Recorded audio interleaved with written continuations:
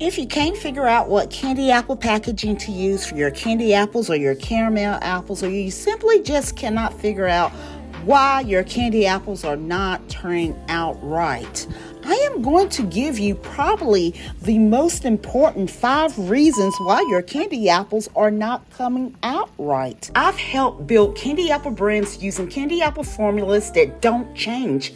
Welcome back to Candy Apple TV, home of the 321, 431, and 641 candy apple recipes for small, medium, and large candy apple batches. This includes my North Cackalacky caramel apple recipe. This is the best homemade caramel apple recipe made with just 1 cup ingredients. Trusted, proven, and simple. If you have bubbles on your candy apples, if the candy apple mixture is sliding off, or if they're turning mushy underneath, it's not your sugar, it's how you prepare your Granny Smith apples. Store-bought apples, whether organic or not, are coated in food-grade wax. When hot sugar hits wax, it creates bubbles and prevents proper adhesion. That's why your coating can look uneven or lift after it cools or make those bubbles. So yes, you need to remove the wax. Here's the exact method. Bring to a rolling boil a pot of water, 1 cup of lemon juice, 2 tablespoons of baking soda, and 1 tablespoon of salt.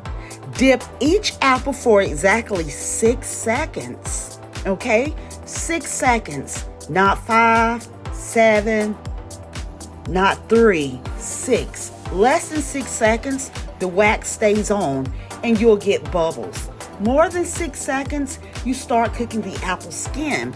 That releases moisture and leads to mushy candy apples underneath. 6 seconds, remove the wax without cooking the apple. That's the balance. That's perfection.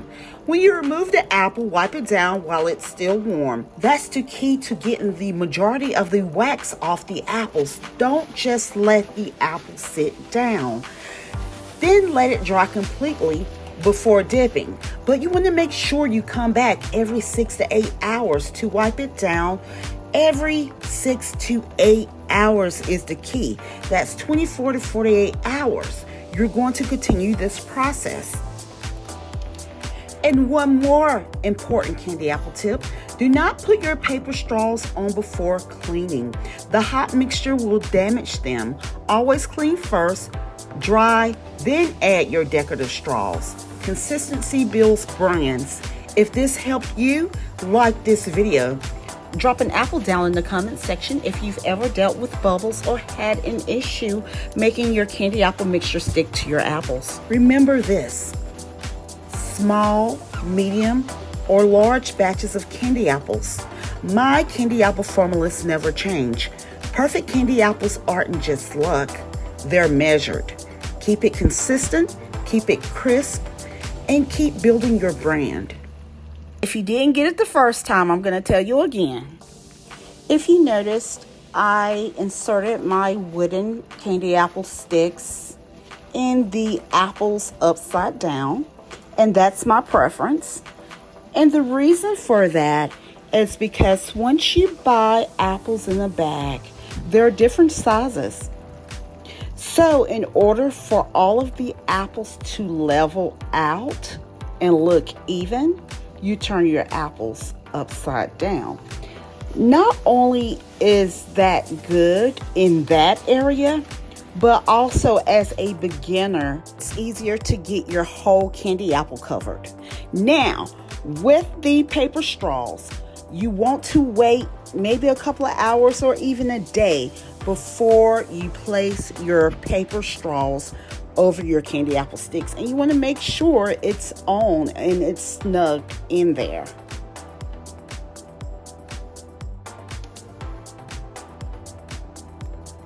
Give your apples a little shake to make sure your paper straw and wooden sticks are on correctly.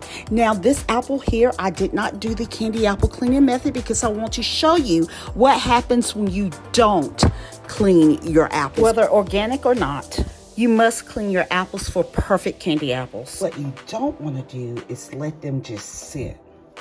Every 6 hours, you want to take a paper towel and you're going to start at the top. because that's where the bubbles mostly form.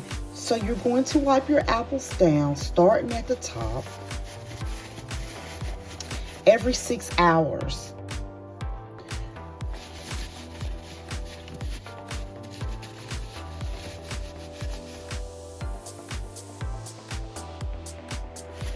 You want to wipe them down.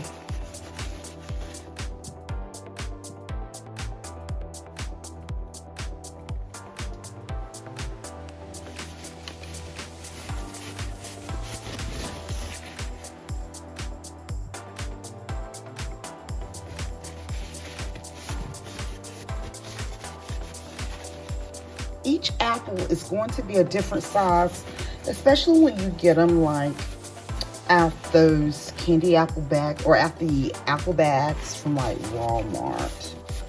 So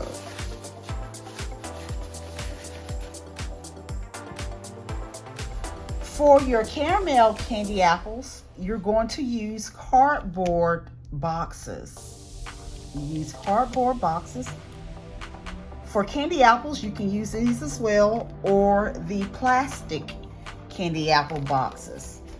Now for your clear plastic candy apple boxes, you're going to have a clear film that you need to take off. So if your candy apple box looks cloudy, that's because you have clear film that you need to take off. Pay attention when you order these.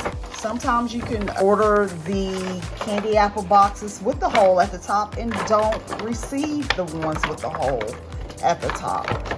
But if you do not have a hole at the top, first you want to fold down on your lines. If you don't have a hole at the top, you need a hole puncher. This is the bottom. You want to fold. And you may have some plastic pieces that needs to come out. Okay, this is the bottom. So the top part doesn't have a hole. Therefore, I would need to get a hole puncher and punch a hole at the top for my candy apple stick. Now, I love these because I don't have that problem. I always have a hole at the top. But with the bling stick, sometimes the hole is not big enough. So if the hole is not big enough, either you're going to push that through like that,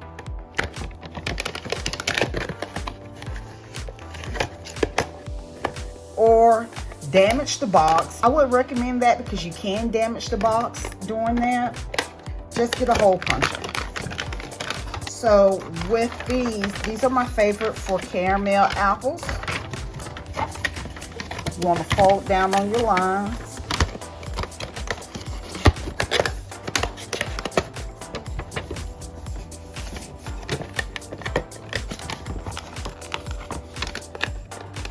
Then right here at this hole, you're going to push it out like that, or take your candy apple stick and push it out.